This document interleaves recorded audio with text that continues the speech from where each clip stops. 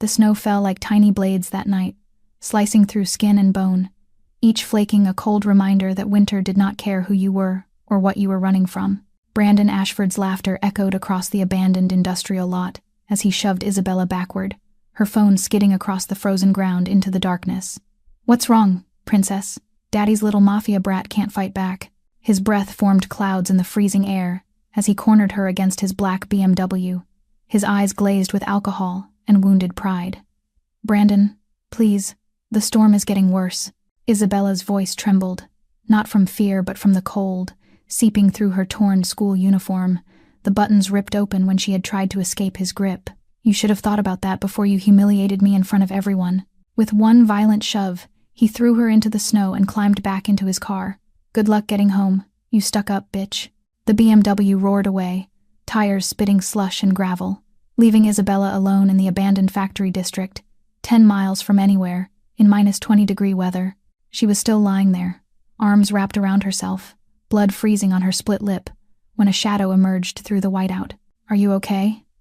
Isabella looked up and saw a woman she had never seen before, thin, almost fragile, wearing a faded navy coat that had clearly seen better decades. The woman's cheekbones were too sharp, her eyes too hollow, the kind of face that spoke of years of hunger and loneliness.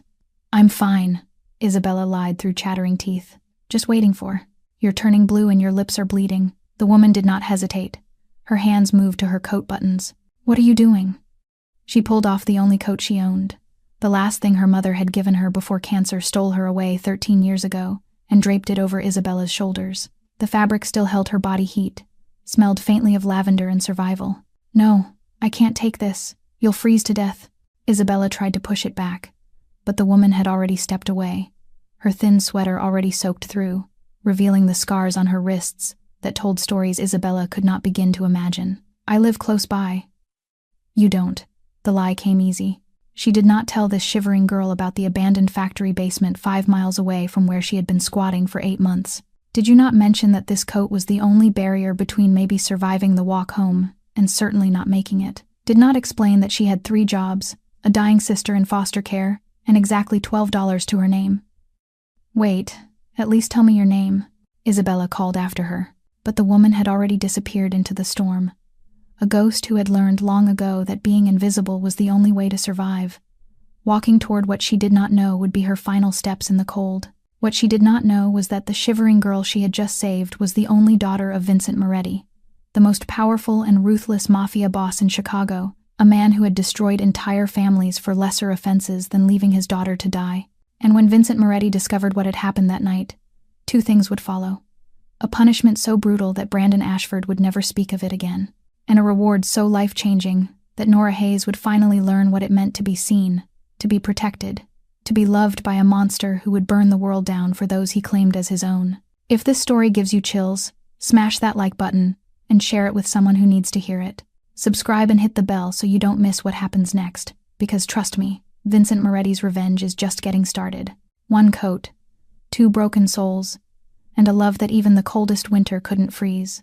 At the same time, on the penthouse floor of the Moretti Tower, Vincent Moretti was sitting at the head of the table, in a private meeting room, where only the most powerful figures of the underworld were ever allowed to set foot. 4 neighboring crime bosses sat around him, cigar smoke drifting lazily through the air, their low voices murmuring about territory, about money, about agreements written in blood. Vincent listened more than he spoke. That was his way, because those who talked too much were usually the ones who died early. He wore a black 3-piece suit, a Patek Philippe watch glinting on his wrist, his dark hair slicked neatly back, and his steel-gray eyes never revealing anything at all. At the age of 36, Vincent Moretti had built an empire his father had spent an entire lifetime trying to create, and he had done it through calculated ruthlessness, through cold intelligence, and through a single rule: never let an enemy see your weakness. But Vincent had one weakness, a single weakness that the entire underworld knew and yet no one dared to touch: Isabella, his daughter. The phone in Vincent's pocket vibrated. He glanced at the screen and saw Marco's name, his right hand, the man who had followed him for 20 years.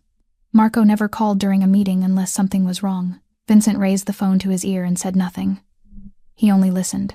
Marco's voice on the other end held just 2 words: Isabella, hospital. The world stopped. The room suddenly became so silent it was suffocating. Or perhaps Vincent no longer heard anything except the sound of blood rushing in his own ears. He did not ask anything else. There was no need. Those 2 words were enough. Vincent stood up slowly, every movement perfectly controlled. The other bosses fell silent and looked at him, and they saw something very few people live to tell about. Vincent's face did not change. There was no flash of rage, no shouting, no table smashed to pieces. There was only silence. The silence of a storm before it tears everything apart in its path. "I have to go," Vincent said, his voice so calm it was terrifying. The meeting was over. No one dared ask why. No one dared stop him. They had seen what happened to those who stood between Vincent Moretti and his daughter. Those people were now nothing more than names erased from history. Vincent walked out of the room. 3 bodyguards immediately followed. The private elevator carried him down to the garage in less than 30 seconds. The black Maybach was already waiting, its engine running. On the way to the hospital, Vincent called Marco back. His voice was still calm, but there was something in it that made Marco, a man who had killed with his bare hands, shiver. "Find out what happened. Find everyone involved. I want every detail before I get there." Marco swallowed. "Yes, boss." Vincent ended the call and looked out the car window where snow was still falling like tiny blades. His hand clenched on his thigh, his knuckles white with pressure. That was the only sign that the storm inside him was raging. People said that when Vincent Moretti was angry, he shouted. He smashed things. He ordered executions on the spot. But those were people who did not truly know him. Those who truly understood Vincent knew a far more frightening truth. When Vincent Moretti was silent, that was when he was most dangerous. The Maybach stopped in front of the emergency entrance of Northwestern Memorial Hospital, the finest hospital in Chicago, the one where Vincent's money had built an entire new wing 2 years earlier. He stepped out of the car before the driver could open the door, walking fast but never running, because Vincent Moretti never ran and never allowed anyone to see him panic. Marco was already waiting in the lobby, the face of the 45-year-old man tense in a way Vincent rarely saw. "Room 312, 3rd floor. Dr. Vasquez is inside." Vincent said nothing and stepped into the elevator. 30 seconds later, he stood before the hospital room door, and for the first time that night his hand trembled slightly as he pushed it open. Isabella lay on the hospital bed, small and fragile among the white sheets. Her lips were cracked and bruised. One cheek was swollen and red. Her hand was wrapped in a thermal bandage. But what made Vincent feel as if someone were squeezing his heart was his daughter's eyes. Eyes red from crying. Eyes that lit up when she saw her father enter. "Dad," Isabella whispered, and tears fell again. Dr. Vasquez, a 40-year-old woman with dark hair tied neatly back and the calm eyes of someone used to emergencies, stood up as Vincent came in. She had been the Moretti family's private physician for 10 years and was one of the few people Vincent trusted completely. "How is she?" Vincent asked, his voice still calm but his eyes never leaving his daughter. "Severe hypothermia. Cracked lips, bruised cheek from impact," Dr. Vasquez reported briefly. "If she had arrived 30 minutes later, she might have lost her fingers. But she will be fine. She is very lucky." Vincent sat down beside the bed, something he rarely did, and took his daughter's bandaged hand. "My love, tell me what happened." Isabella began to tell him, each word broken by tears, about Brandon Ashford, about the party, about how she refused him in front of everyone, about how he waited for her in the parking lot, dragged her into his car, drove her to an abandoned industrial area, about the insults, about being shoved into the snow, about the BMW driving away and leaving her alone in the night at -20 degrees. Vincent listened, his face without expression, but Marco standing by the door could see his boss's jaw clench so hard the muscle at his temple twitched. Then Isabella spoke about the woman. "Dad, someone saved me," Isabella said, her voice suddenly softer. She appeared out of the snowstorm. "She was so thin, Dad. Thin like she had not eaten in a month, and she was wearing an old coat, very old, patched everywhere, but she took it off and put it on me." Vincent said nothing, but something shifted in his eyes. "I told her not to. I told her she would freeze to death, but she did not listen. She even left her shoes for me, Dad." Isabella sobbed. "I saw her walk barefoot into the snow. Barefoot, Dad. Then she disappeared. I did not get to ask her name." Vincent looked to the side of the bed where a navy blue coat had been folded neatly. He picked it up, and for the first time that night something other than anger appeared on his face. The coat was heartbreakingly light. The fabric was worn thin. The left elbow was patched with plaid cloth.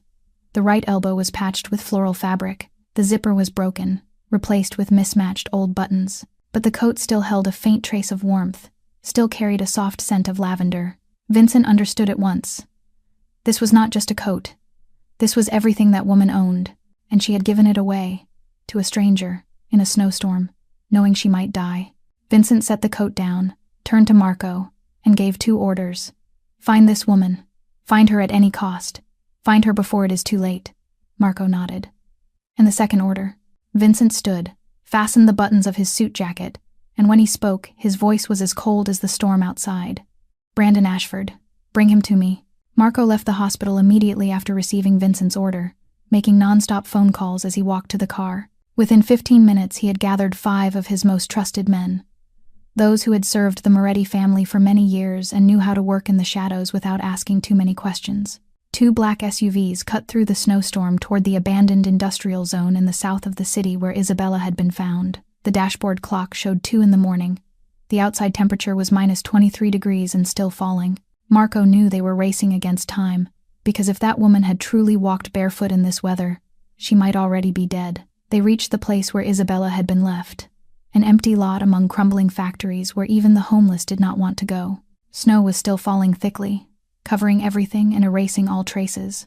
Marco ordered the team to spread out, turn on their flashlights, and begin searching. The security cameras in the area had been broken for a long time. No footage had been recorded. There were no witnesses, no clues, only white snow and darkness.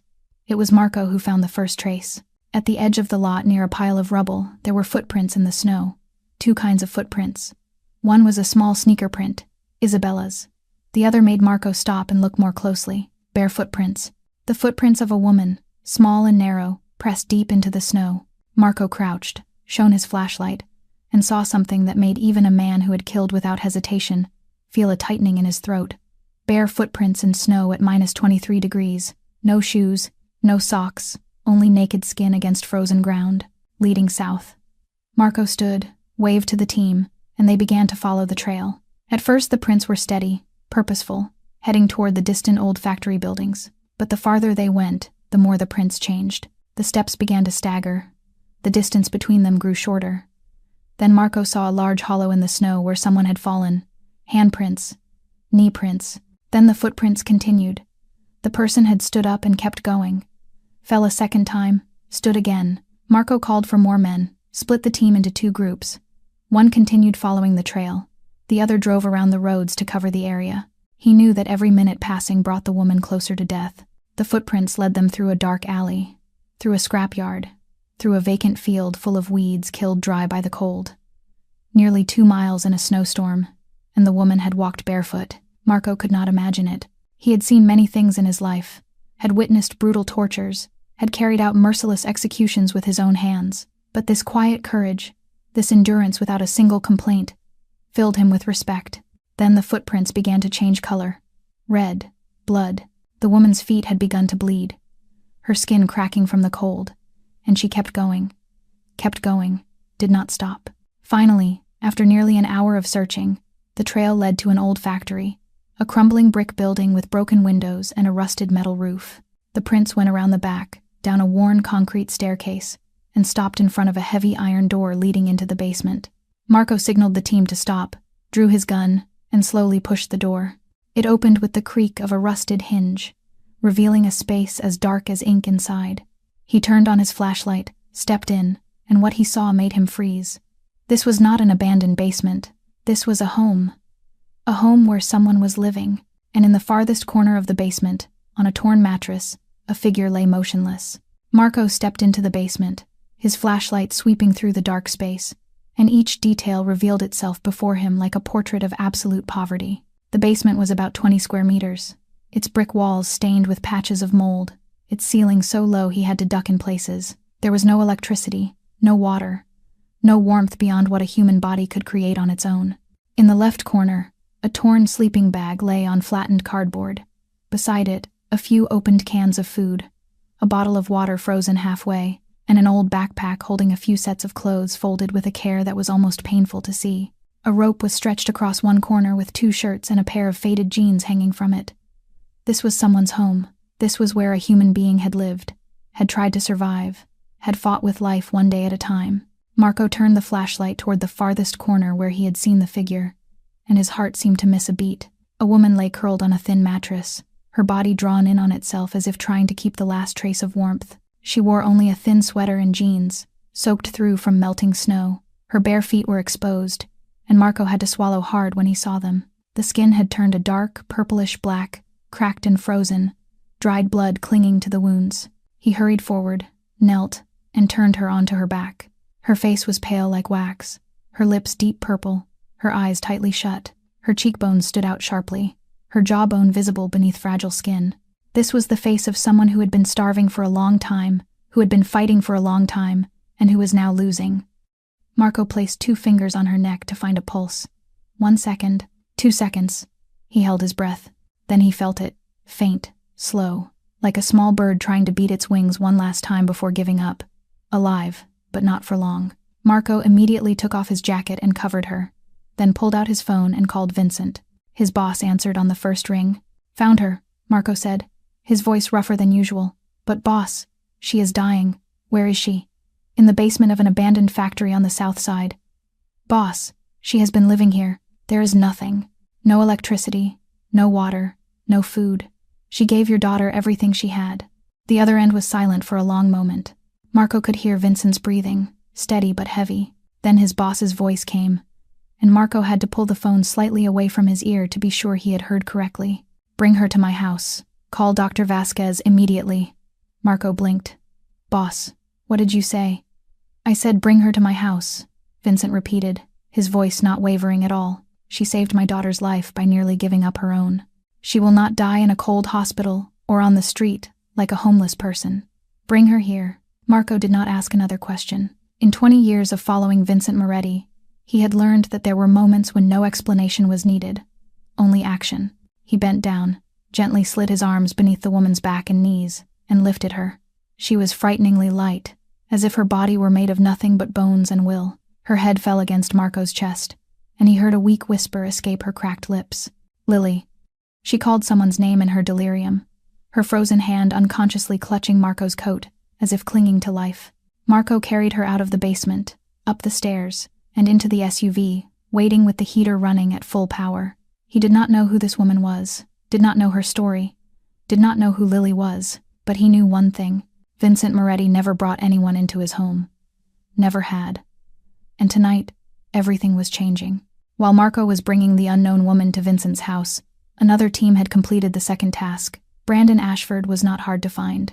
He was at a party in his friend's penthouse apartment in the Gold Coast area, where rich kids gathered to drink expensive liquor and brag about things they had never had to work to obtain. Brandon was sitting on a sofa, one hand holding a glass of whiskey, the other draped around a blonde girl, laughing loudly as he told his friends about his achievement.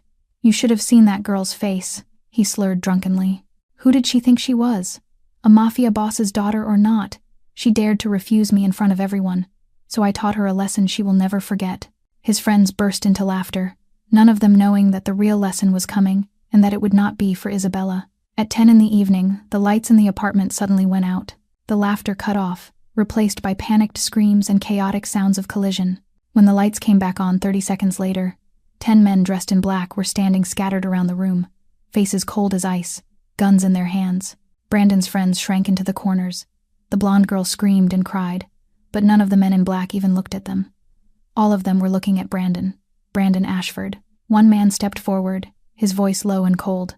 "Come with us." Brandon tried to stay calm, tried to remember that his father was Senator Richard Ashford, one of the most powerful men in Illinois. "Do you know who I am? My father will." "Your father will do nothing," the man cut in. "And you have 10 seconds to walk out that door on your own or we will drag you out. Your choice." Brandon did not get to choose. 2 men grabbed him, dragged him out of the apartment, shoved him into the elevator, then threw him into the back of a black SUV. He was blindfolded, his hands tied, and for the 30-minute drive he heard his own heartbeat pounding like a drum in his chest. When the blindfold was removed, Brandon saw that he was sitting on a metal chair in the middle of an abandoned warehouse, his wrists tied tightly to the sides of the chair. The warehouse was pitch dark, with only a single overhead bulb shining straight down on him like a circle of light in endless darkness. And in that darkness a man was standing. Brandon could not see his face, but he could feel his presence, cold, heavy, like death waiting. Then the man stepped into the light, and Brandon Ashford nearly lost control of his bladder. Vincent Moretti. He was not in a hurry, he did not shout, he did not threaten. He only stood there, looking at Brandon with steel-gray eyes as if they had been forged in the fires of hell. Silence. The silence stretched until Brandon could not bear it anymore. "Mr. Moretti, I am sorry. I did not know Isabella was your daughter. You knew," Vincent cut in, his voice terrifyingly calm. "You knew exactly who my daughter was. You investigated before approaching her. You thought that if you could date my daughter, you would gain my protection." Brandon went pale. The lie died on his lips. "But my daughter refused you," Vincent continued, stepping closer. "She refused you in front of your friends, and you could not stand it.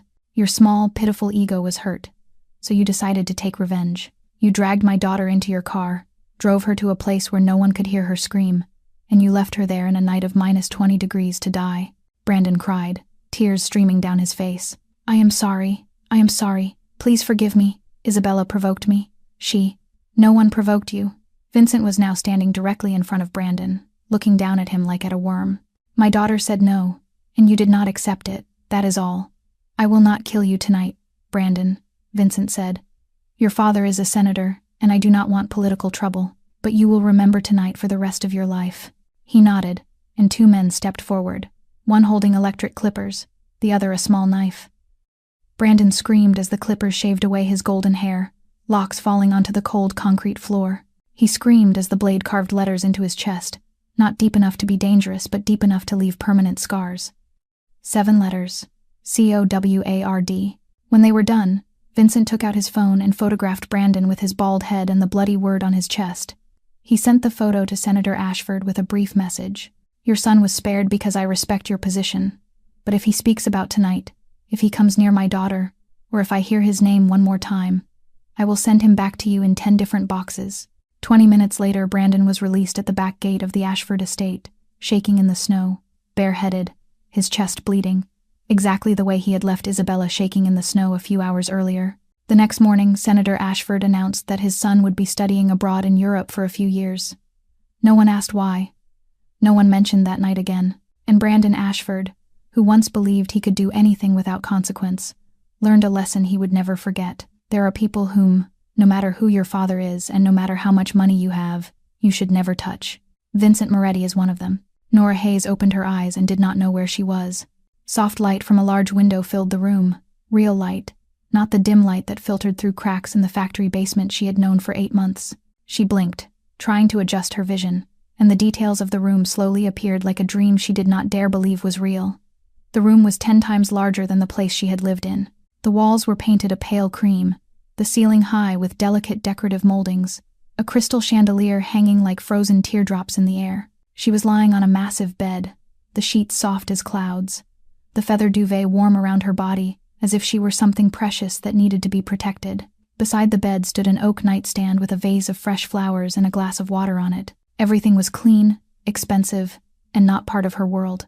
Panic came like a wave. Nora tried to sit up, but her body did not obey. Her head hurt like it was being struck with a hammer. Her limbs felt heavy as lead, and when she tried to move her toes, a sharp pain shot through her feet and made her grit her teeth. "Where am I?" she whispered, her voice hoarse from not being used. "Who brought me here?" The door opened and a woman entered, wearing a white doctor's coat, her dark hair tied neatly back. "She's awake," the woman said into a small communicator on her collar, then came to the bedside with a reassuring smile. "Miss Hayes, I am Dr. Vasquez. You are in a safe place. You have been asleep for 3 days. "Safe," Nora stammered. 3 days. No. I have to go to work. I have a night shift tonight. I have a sister who needs." She tried to sit up, but Dr. Vasquez gently placed a hand on her shoulder and kept her lying down. "Miss Hayes, you nearly died," Dr. Vasquez said, her voice serious but kind. "When we found you, your body temperature had dropped below the dangerous threshold. You had severe hypothermia and frostbite in both feet. You lost both of your smallest toes to necrosis. We could not save them." Nora looked down at her feet, wrapped in white bandages. She did not feel pain, perhaps because of the medication, or perhaps because she was already too used to loss to feel anything else. 2 toes, the price of saving a stranger, a price she would pay again without hesitation. "My sister," Nora whispered. "Lily? My sister. She is in foster care. She has a heart condition. She needs me."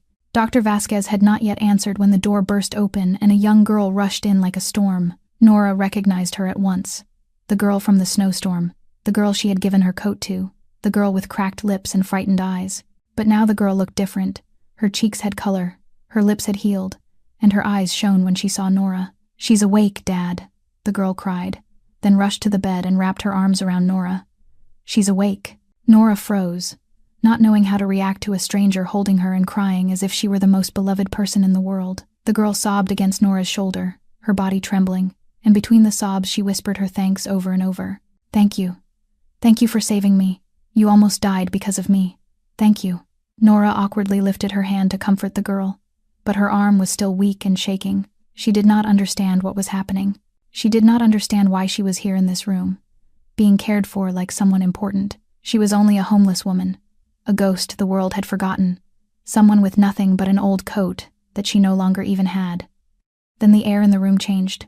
Nora could not explain the feeling, only that something had entered, something that made the room feel heavier, made it harder to breathe. She looked up toward the door. A man stood there, tall, cold, dressed in a black suit like the night, his dark hair slicked back, and gray eyes fixed on her. Those eyes were not as cold as she had imagined. They were burning with something Nora could not name. "He is your father, isn't he?" Nora asked the girl holding her, her voice a whisper. The girl looked up, nodded, and for the first time Nora saw her smile. "Yes, this is my father, Vincent Moretti."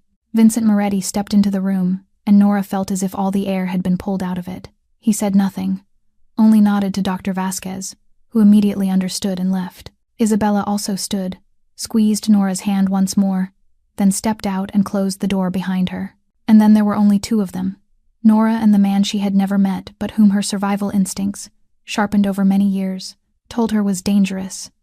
More dangerous than anyone she had ever encountered. Dangerous in a way that the street predators she had learned to avoid could not compare to. Vincent pulled a chair to the side of the bed and sat down slowly, every movement perfectly controlled, as if he had all the time in the world. He was not in a hurry, not tense, and that made Nora even more uneasy. "You saved my daughter's life," Vincent said, his voice low and even. Not a question but a statement. Nora swallowed, trying to keep her voice steady. Anyone would have done that. No. Vincent looked straight into her eyes, and Nora felt as if he were reading every thought in her head. Not everyone would have done that. No one would take off their only coat in a night of -20 degrees to cover a stranger. No one would walk barefoot through snow for 5 miles, back to an abandoned basement without heat. No one would give away the only thing keeping them alive to save someone they had never met. Nora was silent. She did not know what to say. "Miss Hayes," Vincent continued, and the way he said her name made her flinch. "Or should I call you Nora, 27 years old. Mother died of cancer 13 years ago.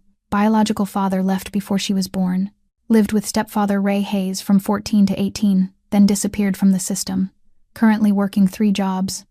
Washing dishes at night at Marcello's restaurant, cleaning offices early in the morning for Morrison Cleaning, and waiting tables during the day at Rosie's Diner, living in the basement of an abandoned factory on the south side for 8 months. And you have a sister named Lily Hayes, 12 years old, living in St. Mary's Orphanage, with a congenital heart condition that requires surgery within 3 months. Estimated cost $200,000. You currently have $12 in your pocket, and less than $2,000 in savings." Nora felt her blood turn to ice. "You investigated me?" she asked, her voice trembling with anger and fear. "You followed me. You know about Lily. I know everything about anyone connected to my daughter," Vincent replied without apology. "That is how I protect what is mine." Nora clenched her teeth, trying to sit up despite the pain in her body. "I do not know what you want, but I have nothing to give. I already gave away the only thing I had." She pointed to the empty hook on the wall where her mother's coat should have hung. "I am not here to take anything from you," Vincent said. "I am here to offer a deal." Nora looked at him with suspicion. "What deal?" "I will pay the full cost of Lily's surgery," Vincent said calmly, as if he were speaking about the weather.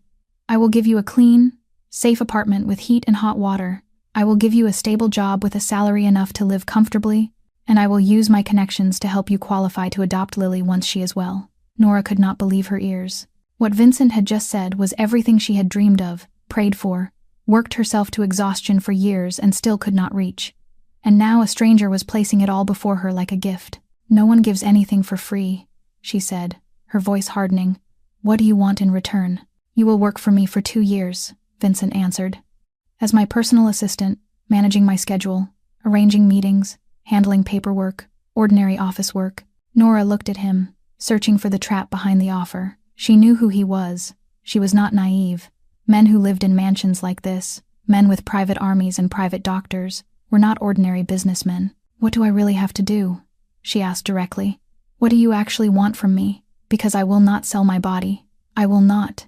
"Miss Hayes," Vincent cut in, and something flashed in his eyes. Something like anger, but not at her. "I do not buy people. I do not force anyone to do anything they do not want to do. The work I am offering is legal.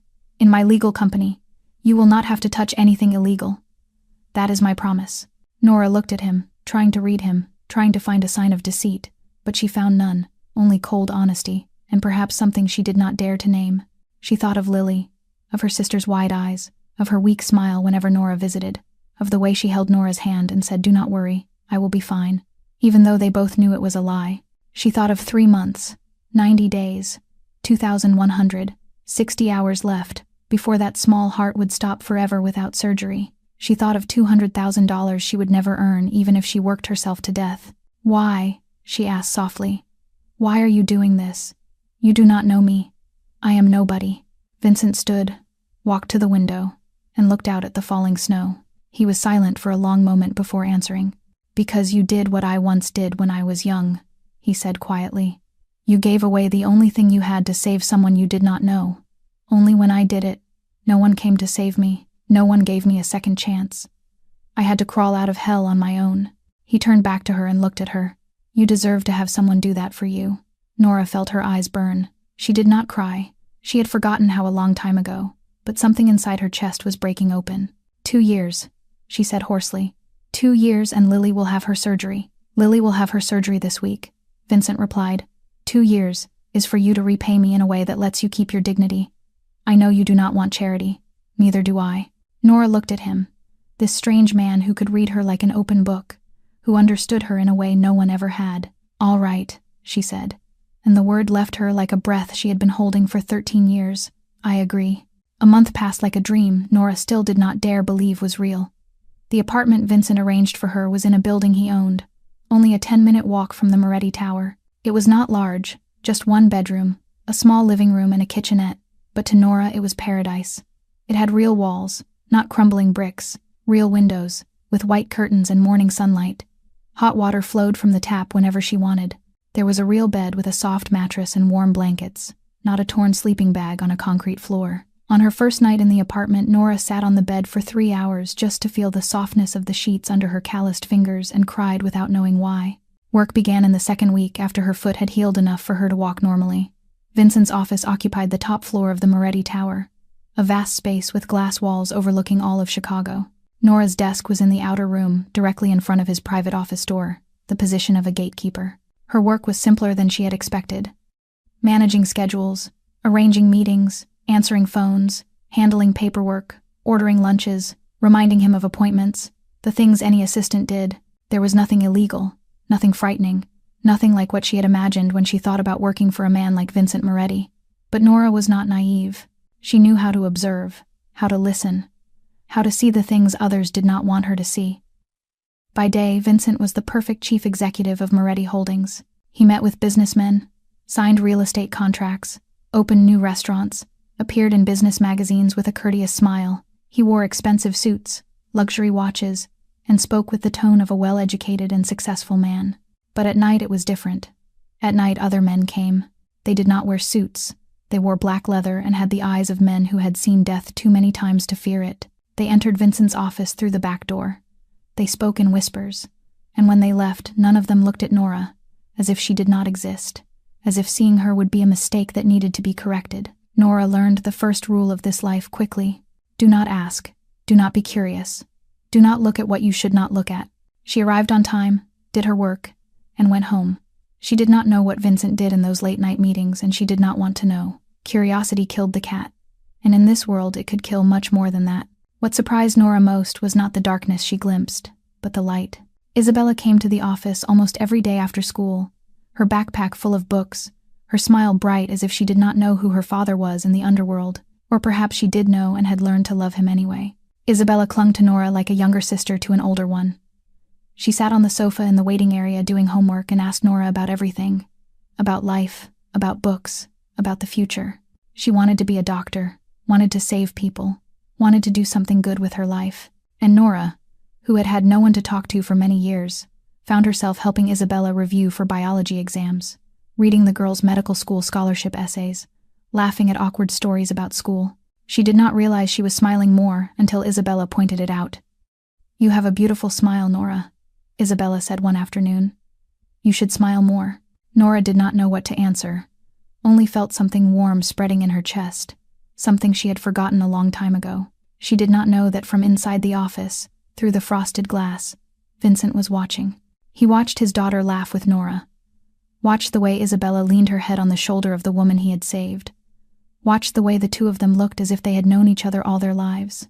Isabella was happy in a way Vincent had rarely seen since his wife left 15 years ago, and that happiness was because of Nora. One evening, after Isabella had gone home and Nora was tidying up paperwork to end the day, she looked up and caught Vincent watching her. He stood in the doorway of his office, holding a cup of coffee, his gray eyes not leaving her. Nora froze. There was something in that look, not the coldness she usually saw, not the calculation of a Mafia boss, but something else, something softer, warmer, more dangerous. "Thank you," Vincent said quietly, for Isabella. Then he turned, stepped into his office, and closed the door. And Nora stood there with her heart beating faster than usual without knowing why. Lily's surgery day arrived on a Tuesday morning, 2 months after Nora began working for Vincent. Northwestern Memorial Hospital, the finest hospital in Chicago, where the best doctors in the country worked, and where the cost of one night was equal to a whole month of Nora's former salary. She sat in the surgical waiting room on a hard plastic chair, her hands clasped together so tightly that her knuckles turned white. Lily had been taken into the operating room 30 minutes earlier, the 12-year-old girl with wide eyes and a brave smile who had held her sister's hand and said, "Do not worry, I will be fine," before the door closed, and Nora could no longer see her. Now she could only wait, and pray to a God she was not even sure existed, because if he did, why had he allowed her and Lily's lives to be so full of suffering? Yet she still prayed because it was the only thing she could do. The waiting room was quiet in the early morning. Only a few other families scattered around, each lost in their own fear. Nora felt more alone than ever, alone in the way she had known for years, and yet that never hurt less. She had no one to hold her hand, no one to share the fear with, no one to tell her that everything would be all right. Then someone sat down beside her. Nora looked up, and her heart seemed to miss a beat. Vincent Moretti. He wore a gray suit, his hair neatly slicked back, looking as if he had just stepped out of an important meeting. And perhaps he had, because Vincent Moretti always had important meetings, always had million-dollar decisions to make, always had an empire to run, and yet he was here, in a hospital waiting room, at 7 in the morning. "You did not have to," Nora began, but Vincent cut in. "You should not wait alone," he said, as calmly as if the most powerful Mafia boss in Chicago sitting in a hospital waiting room were the most normal thing in the world. And then he said nothing more. He just sat there beside her in silence. Nora did not know how to react. She turned back to the operating room door, and they sat like that, 1 hour, 2 hours, 3 hours, time moving slowly as if trying to torture her. Vincent did not check his phone, did not handle work, did not leave. He just sat there, his presence like an anchor keeping Nora from being swept away by the storm of fear. Sometimes when Nora trembled too hard, he would place his hand on the back of the chair behind her, not touching her, but close enough for her to feel the warmth. 5 hours later, the operating room door opened, and a doctor in green surgical scrubs stepped out.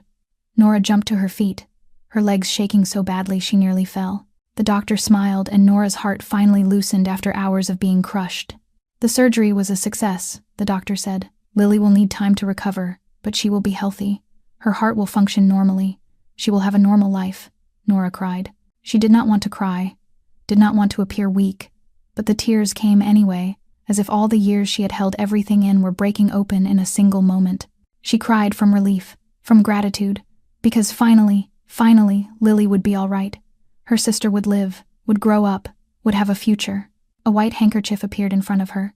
Nora looked up and saw Vincent standing beside her, holding it, his face still cold but his eyes softer than usual. She took the handkerchief, whispered thank you, and tried to wipe her tears, though they kept falling. An hour later, when Lily woke up in the recovery room, Nora sat beside the bed holding her small hand. Vincent stood in the corner about to leave, but Lily saw him. "Sis," Lily whispered, her voice still weak from the anesthesia. "Who is he?" "He is very handsome." Nora nearly choked.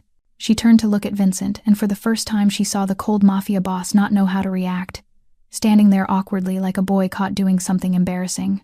And Nora laughed. She laughed for real. Not a polite smile or a forced one, but laughter from deep in her chest.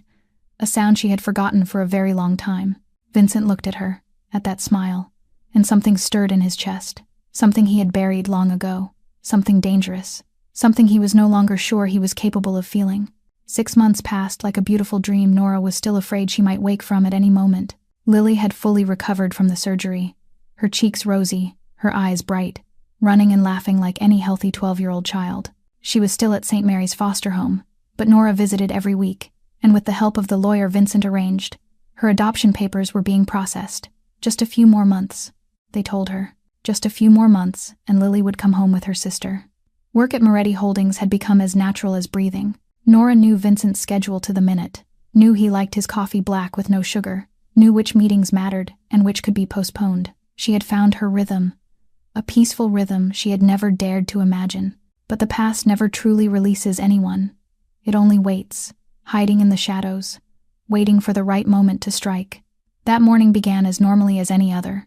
Nora was at her desk arranging Vincent's meetings when noise rose from the lobby, shouting, arguing, the sound of a man's voice she had tried to forget for 9 years but recognized instantly. Her blood turned to ice. "I know the girl is here," the voice shouted. Closer now, louder. "Nora Hayes, my daughter, bring her out here now." Nora stood, her legs shaking so badly she had to grip the edge of the desk to keep from falling. She walked to the glass wall overlooking the lobby, and her heart clenched when she saw the man causing the disturbance. Ray Hayes, her stepfather. He was older than she remembered, more gray in his hair, heavier in his belly, but his eyes were the same. The eyes of a drunk, the eyes of a violent man, the eyes that had looked at her with greed and cruelty through 4 years of hell. He was shoving against 2 security guards, shouting without stopping. "That girl owes me. She owes me. I raised her for more than 10 years, and now she has to pay. I know she works for rich people here. Bring her out." Nora staggered back, her back hitting the wall. She could not breathe. The room spun around her. Memories she had buried came flooding back. Nights of beatings, days of hunger, the sound of a leather belt slicing the air, her own begging cries that no one heard, the smell of alcohol on his breath when he leaned close and told her she was useless. A burden, something that should never have been born. Security finally dragged Ray out of the building, but before the doors closed, he shouted, his voice echoing through the lobby. "I will come back, Nora. You hear me? You cannot hide. I will find you. You owe me. You will pay." Then he was gone, and the silence was worse than the shouting. Nora did not know how long she stood there, her back against the wall, her hands trembling uncontrollably. She tried to breathe, tried to calm herself, tried to remind herself she was safe, that he was gone, that this was not the old house and she was no longer a helpless 14-year-old child. But her body did not listen. Her body still remembered, still feared. "Nora!" Isabella's voice came from behind, and Nora flinched and turned. The 17-year-old girl stood there, eyes wide with worry, looking at Nora as if she were about to break apart. "Are you all right? You are so pale. What happened? Who was that man?" Nora opened her mouth to say, "I am fine," to lie the way she had lied all her life. But no sound came out. She only shook her head, tried to smile, but her lips trembled too much to form any shape. Isabella did not press her. She simply took Nora's hand, squeezed it gently, then turned away, and Nora knew where she was going. She wanted to stop her, wanted to say it was not necessary, that this was her problem and she could handle it herself, but she could not speak. 5 minutes later, Vincent's office door opened and he stepped out. His gaze swept the room and stopped on Nora, leaning against the wall, her face white as paper, her hands still shaking. He walked toward her and Nora saw his jaw tighten, his gray eyes darken in a way she had learned meant a storm was coming. "Who was that man?" Vincent asked, his voice low and even with something dangerous beneath it. Nora looked at him, then at the floor. She did not answer. She could not. Some things were buried too deep for too long, and digging them up would destroy her. Vincent did not force her. He only stood there, looking at her, and in his eyes was something Nora did not dare to name. "You do not have to speak if you are not ready," he said after a moment. "But Nora, you need to know one thing. Anyone who threatens what is mine will pay for it." Then he turned back to his office and closed the door. And that night, While Nora lay awake in her apartment, unable to sleep, Vincent Moretti sat in the darkness of his office with a phone to his ear. "Marco," his voice was cold as ice. "Investigate a man named Ray Hayes. I want everything, from the day he was born to the day he walked into my building today. Everything." 2 days later, Marco placed a thick file on Vincent's desk. He said nothing and only stood there, the face of the 45-year-old man tense in a way Vincent rarely saw. Vincent opened the file and began to read. Ray Hayes, 55 years old, former factory worker, fired because of alcoholism, married Sarah Hayes, Nora's mother. When Nora was 14, Sarah died of cancer 1 year later, leaving Nora alone with this man, and then hell began. Vincent turned each page, and with every page his eyes darkened a little more. School reports about bruises on Nora's arms and neck explained as falling down the stairs, hospital records of broken ribs, dislocated wrists, deep cuts that needed stitches, neighbors' statements about screaming at night, about a thin child who was never allowed outside. 4 years, from 14 to 18, 4 years of beatings, hunger, and being treated like a slave in her own home. But that was not the worst. Vincent turned the next page, and his body went rigid. When Nora was 18, Ray Hayes sold her to a trafficking ring, sold her like a commodity in exchange for $10,000 to pay gambling debts. Nora was locked in a container for 3 days with 12 other girls waiting to be transported to Mexico.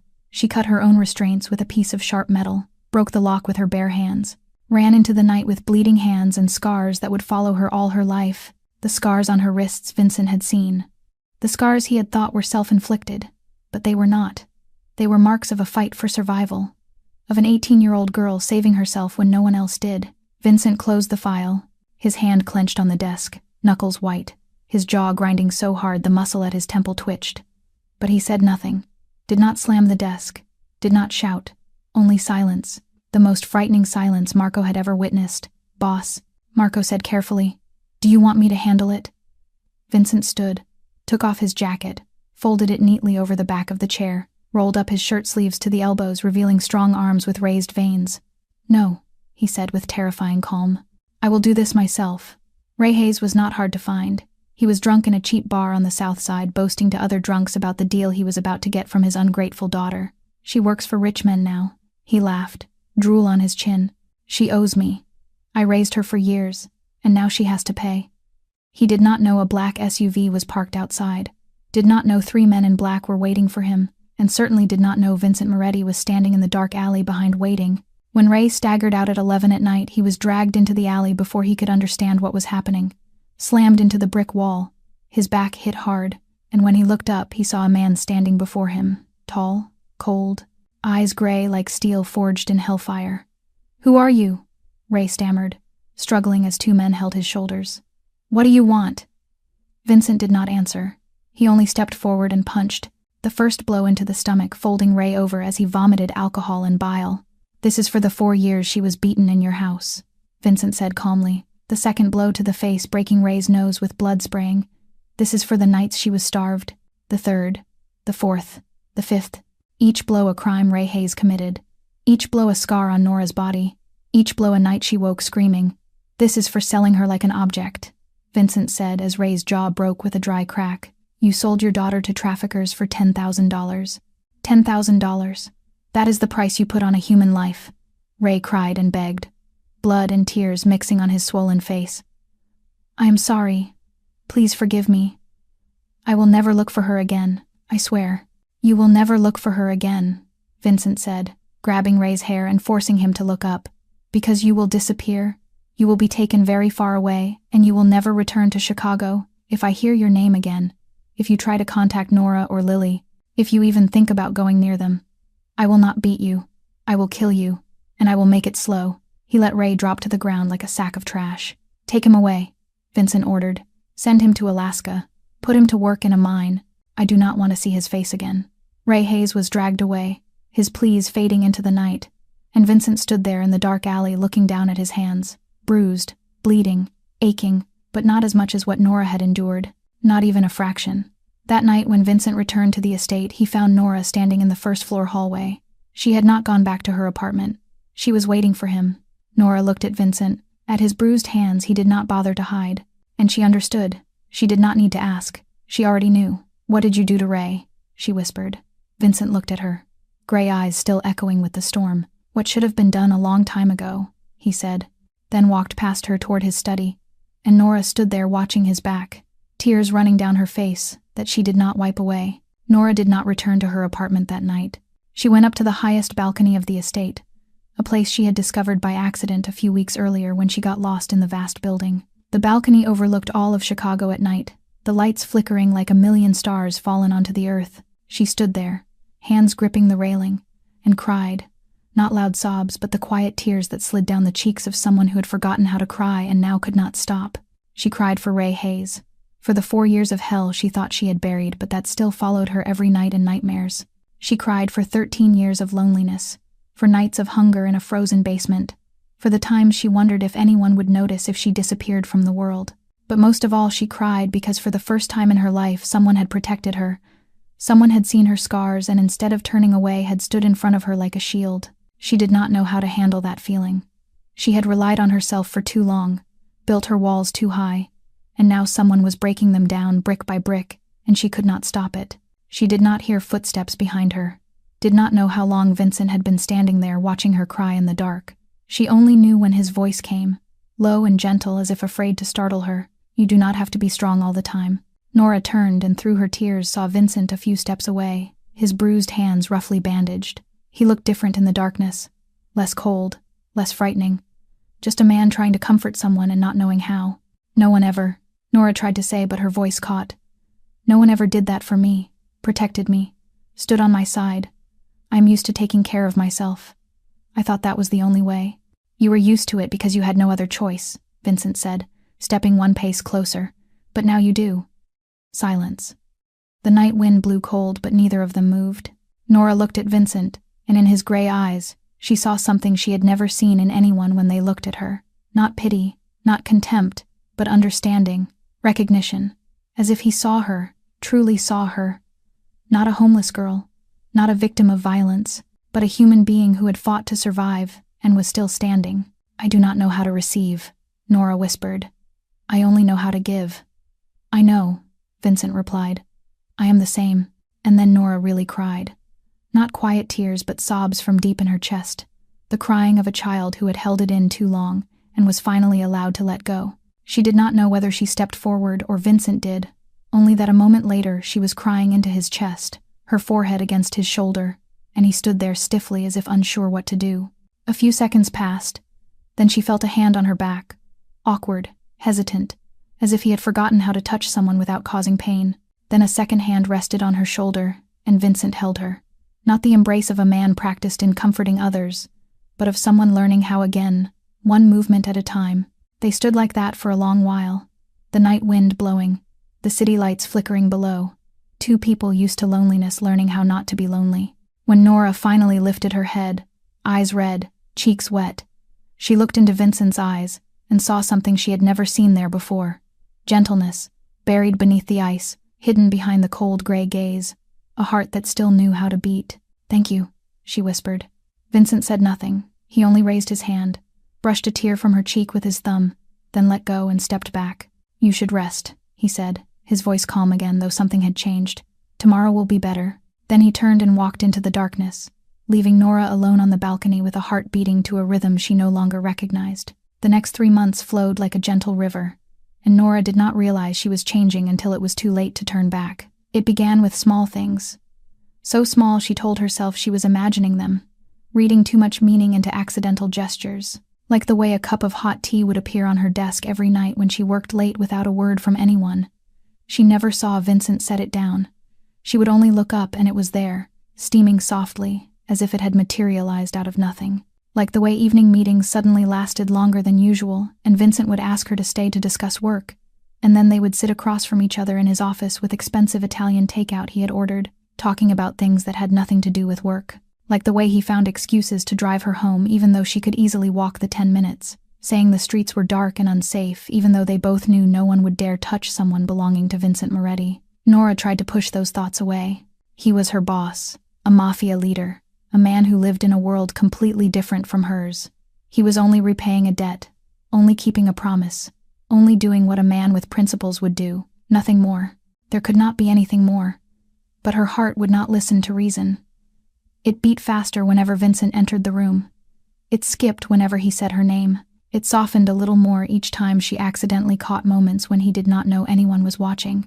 Like the afternoon she went to the hospital to see Lily and found Vincent already there, sitting beside her sister's bed reading a fairy tale in a warm voice she had never heard him use with anyone. Lily giggled and said Uncle Vincent read better than Sister Nora, and Vincent looked at the girl with such tenderness, Nora had to turn away for fear she would cry. Like the time she went with Vincent to a meeting with business partners, and one of them said something insulting, calling her a little secretary in a condescending tone. Vincent said nothing in the meeting, but the next week that man's company went bankrupt and no one ever looked at Nora with disrespect again. Like the night she woke from a nightmare in her apartment, opened the door to get water, and saw Vincent standing in the hallway as if he knew she needed someone nearby.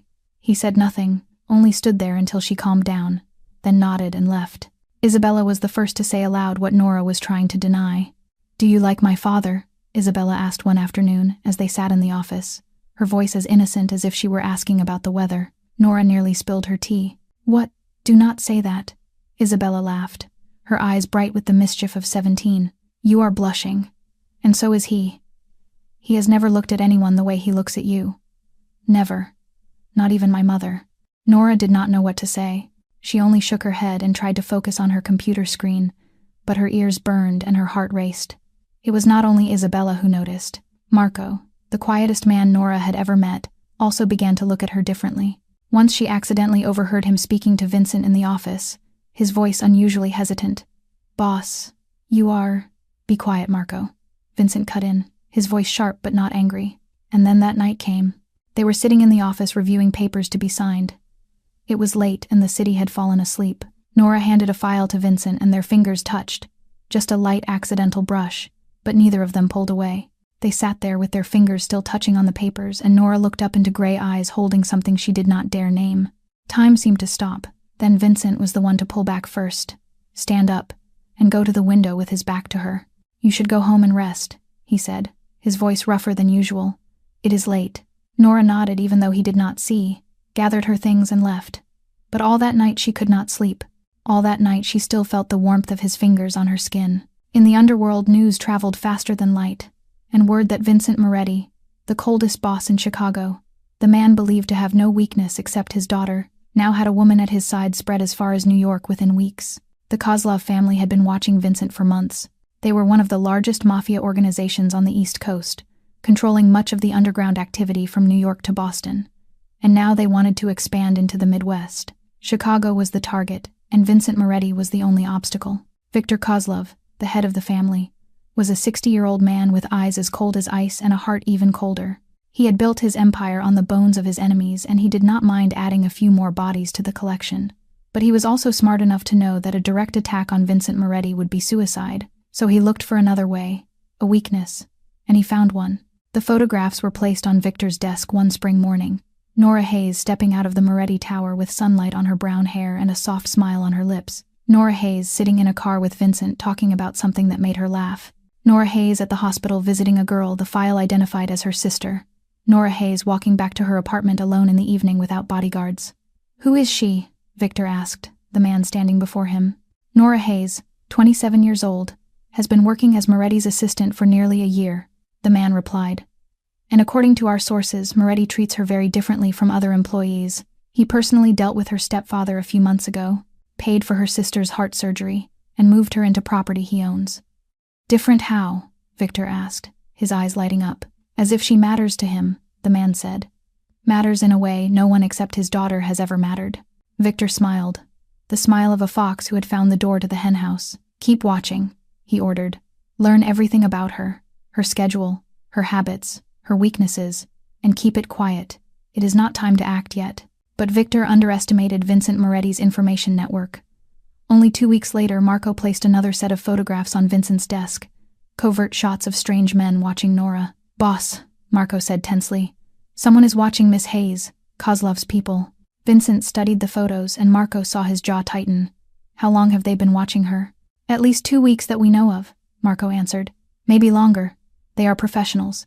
They know how to stay hidden. If it were not for a source inside Kozlov, we might not even know."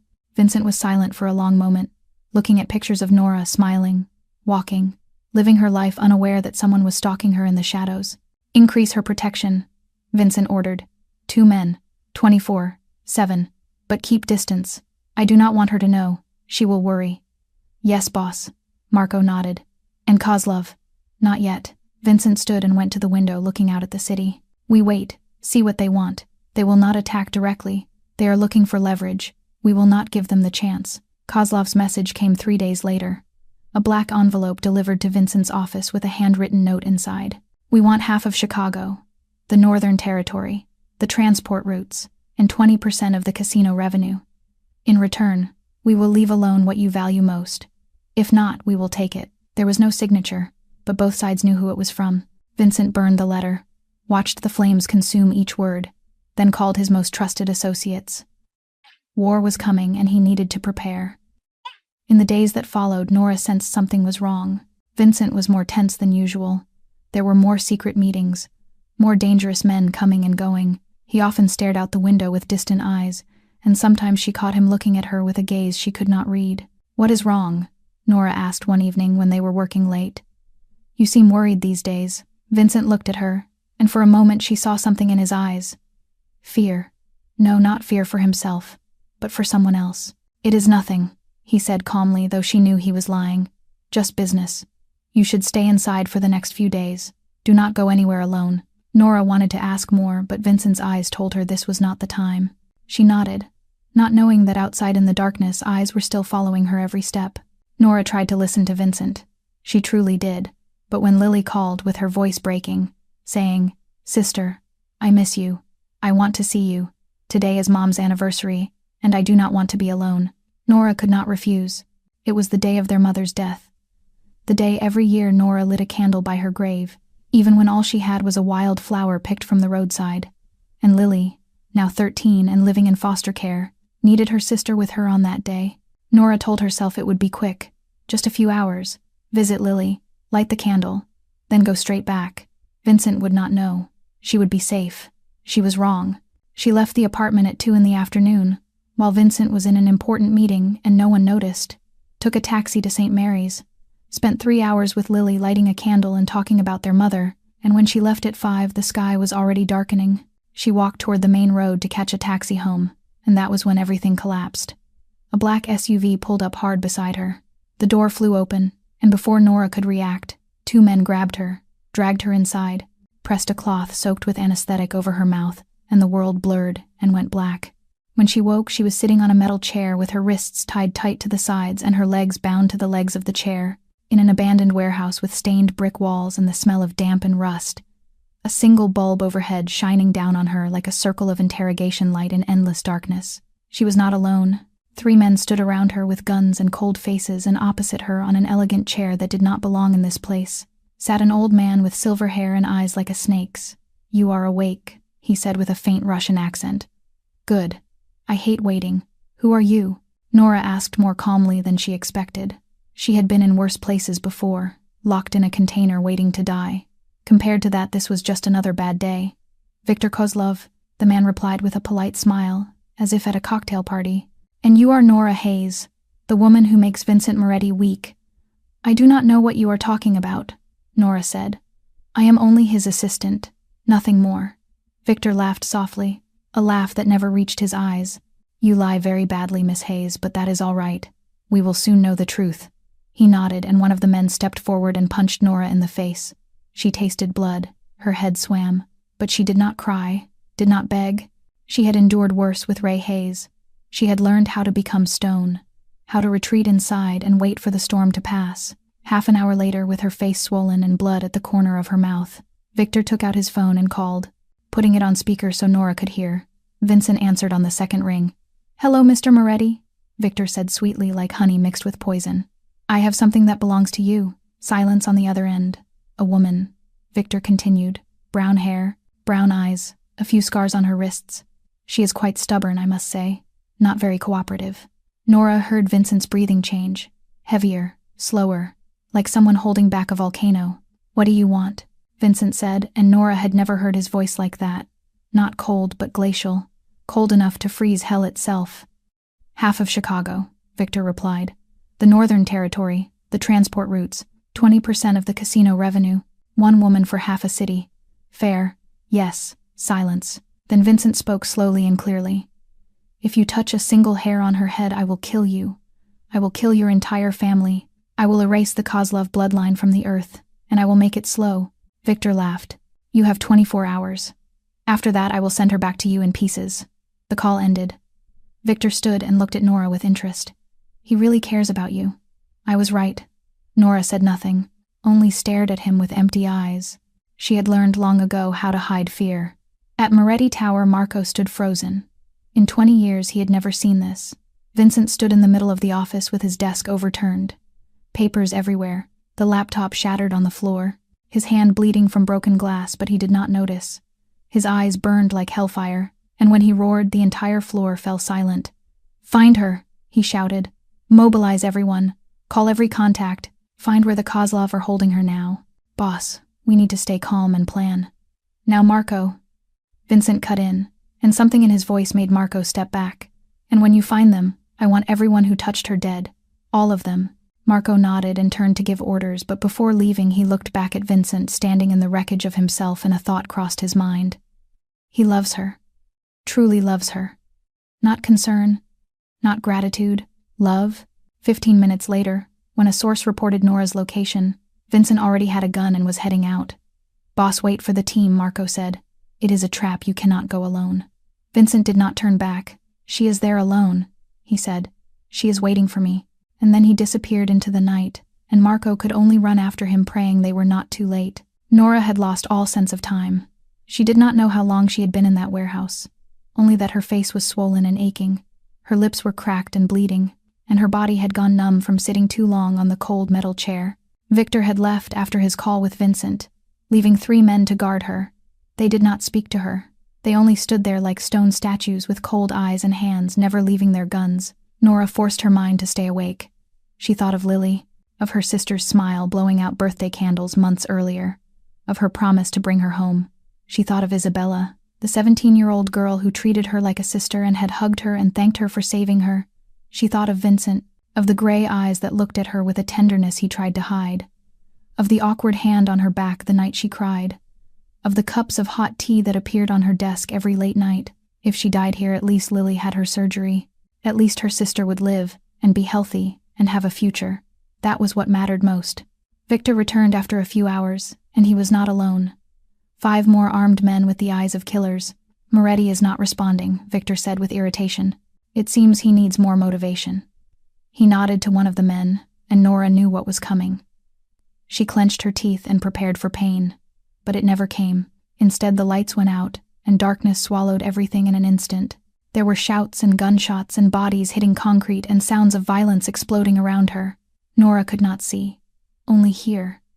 Then the lights came back, and she saw hell. Men lay scattered on the floor, some unmoving, some groaning in their own blood, and standing among them like an angel of death was Vincent Moretti, his black suit stained, hair fallen over his forehead, gun smoking in his hand, gray eyes burning with something wild and primal she had never seen before. He looked like a monster from a nightmare, and the most beautiful thing she had ever seen. You came alone, Victor screamed in panic. Vincent did not answer, and only walked forward slowly, saying he did not want anyone to steal his right to kill them. Victor fired, and Nora cried out when Vincent staggered, clutching his shoulder bleeding, but he did not fall or stop. He kept coming until he reached Victor, disarmed him and struck him again and again, until Marco and his team pulled him back. Vincent stopped breathing hard with blood on his hands. Then he turned and saw Nora, still tied, bruised but staring at him, as if for the first time. He knelt and cut her free with shaking hands warm against her wrists. She whispered that he had been shot and needed a hospital, but he cut her off, asking if she was hurt.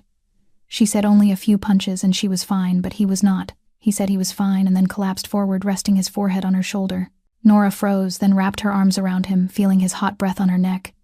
"Never do that again," he whispered. "Never disappear like that again. I thought I lost you. I thought I was too late." Tears ran down her face and she held him tighter, saying she was here. She was still here, and he held her as if he would never let go, his blood soaking into her clothes, neither of them noticing, only knowing they were alive. They were together, and that was enough. Nora woke in the familiar hospital room, soft light through the window telling her it was daytime, though she did not know which day. Her body ached, her face felt tight from bruises, but she was alive. She was still here, and she was not alone. Vincent sat in the chair beside her bed, with his head bowed and eyes closed. His right shoulder heavily bandaged, his arm in a sling, his face gaunt with stubble and dark circles under his closed eyes as if he had not slept for days. He looked like hell and he looked like home. Nora shifted slightly and the small sound was enough to wake him. Gray eyes opened, and when they met hers, something lit in them. Relief, gratitude, and something deeper she did not dare name. "You are awake," Vincent said hoarsely. "You slept for 2 days." 2 days. Nora tried to sit up but had to lie back.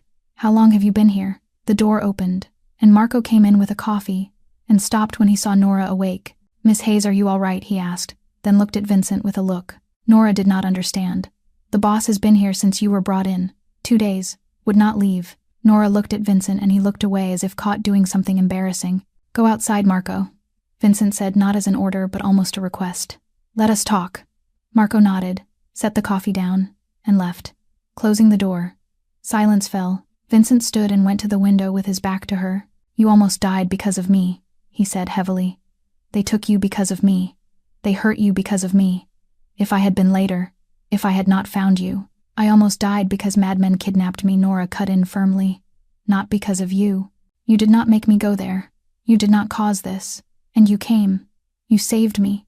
Vincent turned, and in his gray eyes Nora saw something she had never seen before. Fear, not of enemies or death, but of losing something important. "Are you not afraid of me?" he asked quietly. "After all you saw, I kill people, Nora. I beat men unconscious. I do things you should never have to know. Can you still look me in the eye after what you saw in that warehouse?" Nora looked at him, the man between light and shadow who burned the world to bring her back. "You protected me," she said. "You protected Lily. You protected Isabella. What should I be afraid of? I have seen what real monsters look like, Mr. Moretti. You are not one of them." Vincent came closer and sat beside her, his fingers trembling as they touched her cheek where the bruise was fading. "I do not know how to love someone," he whispered, like confessing a sin. "I do not know how not to hurt the people I care about. I have lived in the dark too long, Nora. I do not know if I can step into the light." Nora placed her hand over his and held it there, feeling the warmth and the tremble. "Then we learn together," she said. "I do not know how to receive love either. I do not know how to trust anyone, but maybe we can teach each other." Vincent looked at her, and something in his eyes broke like a dam finally giving way. He leaned down slowly, giving her time to pull back if she wished, but she did not. She lifted her head, and their lips met. The first kiss, light as breath, gentle as if she were the most precious thing he had ever touched. No urgency, no demand, only two broken people, learning how to heal together. When they parted with their foreheads touching, Nora opened her eyes and saw him looking at her as if she were the world. As if she were the reason he kept living. Neither of them knew that outside the door, Isabella was standing there watching through the small window. She smiled the brightest smile she had ever had and quietly walked away down the hall with a heart full of joy. Her father had finally found happiness, and Nora, the woman who saved her in the snowstorm, would become family. 6 months later, on an autumn afternoon when golden leaves covered the streets of Chicago, Nora Hayes officially became Lily Hayes's legal guardian. She stood in the courthouse holding her sister's hand tightly, and when the judge struck the gavel and declared the petition approved, she had to bite her lip to keep from crying in front of everyone. Lily could not hold it in like she could. The 13-year-old burst into tears, threw her arms around her sister, and whispered that she was going home now, that she was really going home. And this time it was not a lie but the truth. Lily left St. Mary's that very day with a small suitcase containing everything she owned and a heart full of hope.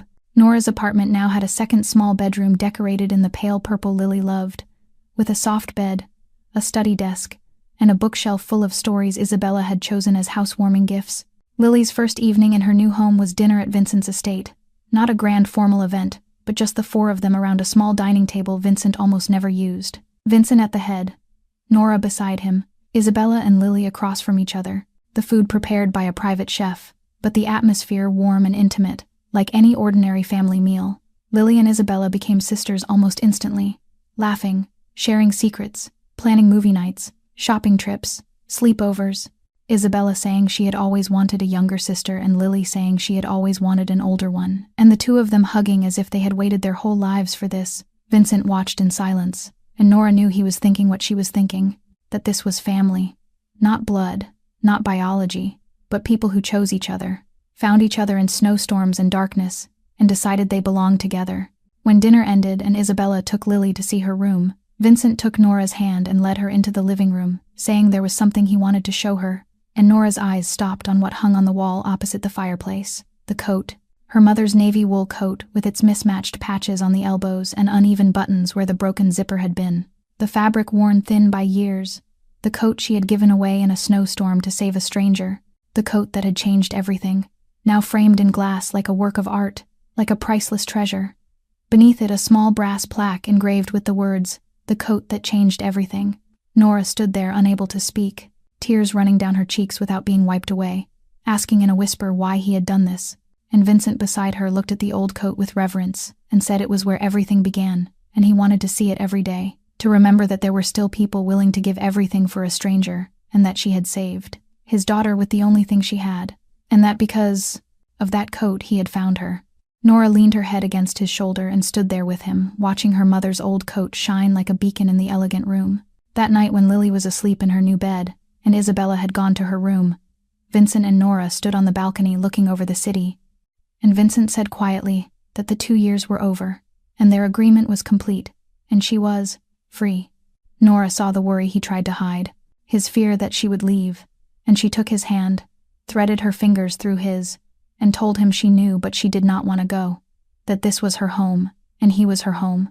And Vincent looked at her, and for the first time Nora saw the coldest Mafia boss in Chicago smile like a child who had just been given a gift he never dared hope for. 2 years later, on a winter night, when snow once again began to fall over the city of Chicago, Vincent brought Nora back to where everything had begun.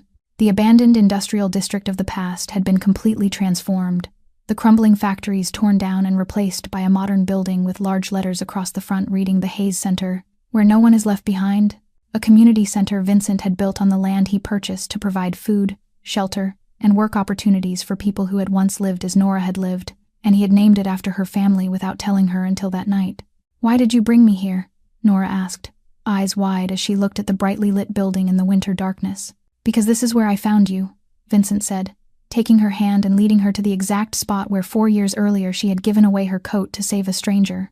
"This is where you proved that even in the darkest night there is still light, that even when you have nothing you can still give, that kindness needs no reason." And then he knelt, and Nora stopped breathing, snow falling around them like white petals, just like that winter night 4 years before, but with everything changed. Vincent opened a black velvet box, revealing a diamond ring shining under the lights, and said her name with a tremor she had never heard in his voice, that she had saved his daughter with everything she had saved him without knowing it, had taught him that he could still love and trust and be better, that he did not deserve her with his bloody hands and dark past, but she had chosen to stay, and chosen him, and now he was asking if she would choose him for the rest of her life and become his wife. Nora cried and nodded, unable to speak, and when he slid the ring onto her finger she pulled him up and kissed him beneath the falling snow, in the place where 4 years earlier she had been only a lonely ghost, and now she had the whole world. Their wedding took place the following spring in a small church outside Chicago, not because Vincent lacked the money for a grand celebration, but because Nora wanted something warm and intimate, with only those who truly mattered. Isabella was the maid of honor in a pale pink dress, crying through the ceremony with happiness. Lily was the flower girl at 17, healthy and radiant. Marco stood beside Vincent as best man, and for the first time in 20 years truly smiled. And when Nora walked down the aisle in her simple white gown, Vincent looked at her as if seeing her for the first time, as if she were a miracle he had never dared believe was real. Their vows were simple but bone deep in sincerity, as Vincent promised to protect her, love her, and never let her feel as alone as she had been the day he found her. And Nora promised to love both his light and his darkness, and remind him every day that he deserved love. 10 years later, the estate was no longer cold or empty, but filled with the laughter of a 5-year-old boy named Daniel, after Nora's mother Daniela, with his father's black hair and his mother's warm brown eyes, and the light of the family. Nora, at 37, was no longer the homeless girl she once was, but the director of the Hayes Foundation, the largest charity in Chicago for abused children and the homeless, turning her pain into strength and her past into a bridge for others. Vincent, at 46, had shifted most of his business into legal channels, stepped back and left the rest to Marco, still feared in the underworld but also a father reading bedtime stories and a husband making coffee each morning. A man who learned that true strength is not how much you can destroy, but how much you can protect. Isabella, at 27, had become a doctor as she dreamed, working in a children's hospital and saving lives every day, married to a human rights lawyer and expecting her first child. Lily at 22 was in medical school following Isabella's path. Her heart fully healthy, and her life a testament to second chances, and one afternoon when the family was together, Daniel pointed at the old coat in its glass frame and asked why they kept an old coat on the wall. Vincent looked at Nora, and she smiled and nodded, and he lifted Daniel onto his lap and said that coat changed everything. Because his mother had given it away to save Isabella when she was in danger and had nothing else to give but still gave it, and because she gave it, he found her, and because he found her, they had this family. Daniel looked at the coat with wide eyes and said his mother was brave and a hero, and Nora smiled with stinging eyes and a warm heart and said she was not a hero, only someone who learned that when you give with a sincere heart, the universe finds a way to return it 100-fold. And the coat still hung there with a new line added beneath it, reading, "From nothing to everything, from nobody to family." And Nora Hayes Moretti, who once slept in an abandoned basement with $12 in her pocket, looked around at the room, full of laughter, at her husband holding their son, at her daughters debating a movie, and for the first time in her life she was not afraid that happiness would be taken from her, because she understood that happiness is not something you find, but something you build, one brick at a time, with love and sacrifice and faith that, no matter how many times life knocks you down, you can still rise and choose to live with meaning. And the story ends with a reminder that unconditional kindness has value beyond measure, that resilience can rewrite even the most painful past, that family is not blood but those who choose you and stand beside you, and that even in the deepest darkness there is light waiting for those brave enough to seek it. And with gratitude for listening and an invitation to share, reflect, and carry that kindness forward, the story wishes every listener health, peace, and the knowledge that you deserve love, and that even a small act of kindness can change a life. And it ends with a gentle farewell until the next story.